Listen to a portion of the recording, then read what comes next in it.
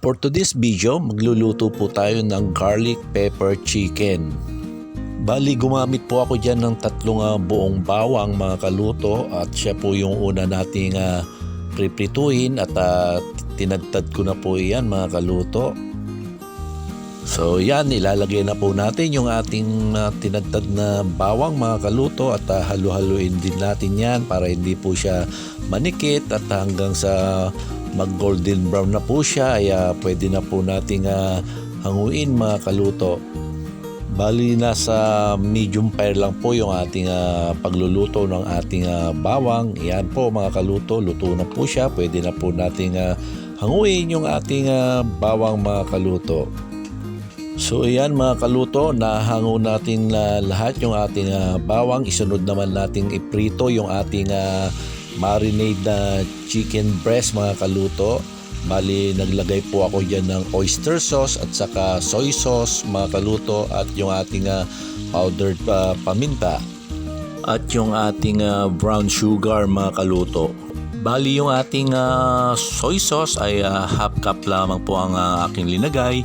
Yung ating oyster sauce naman ay 90 grams. At yung ating brown sugar, naglagay po ako ng 3 kutsara at yung ating powdered paminta ay kalahating kutsara mga kaluto.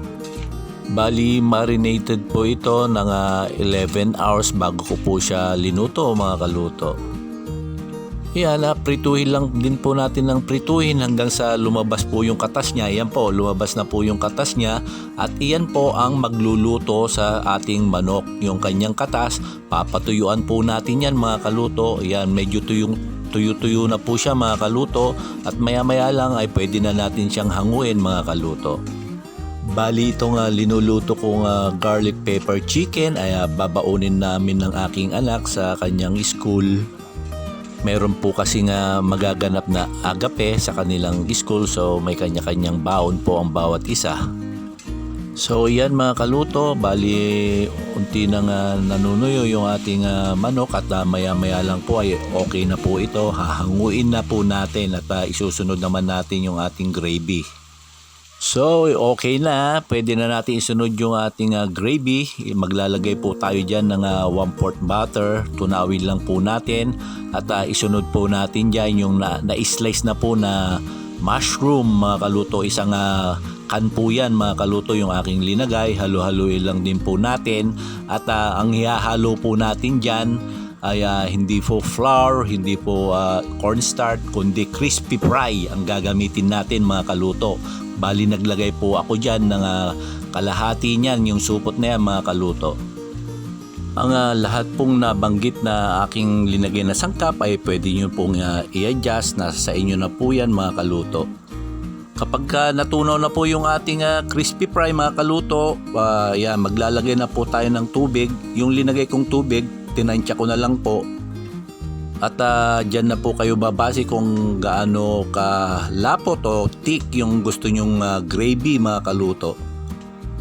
Bali naglagay lang din po ako ng 2 kutsarang garlic. Yung ibang matitirang garlic ay pang toppings na po natin yan mga kaluto. Yan, halu-haluin lang din po natin mga kaluto. At pagka naluto na po yan, pwede na po nating ilagay yung ating manok. Yan, linalagay ko na po yung ating manok.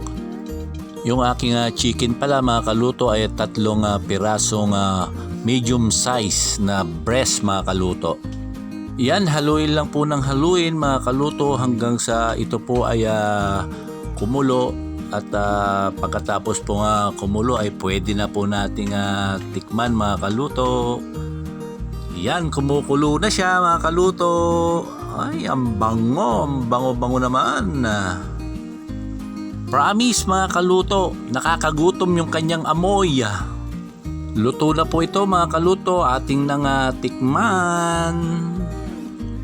Isusubo ko na mga kaluto. Ayon, goods na mga kaluto. Hanggang sa muli, ito ang inyong kaluto nagsasabing laging magdasal, count your blessing and stay positive.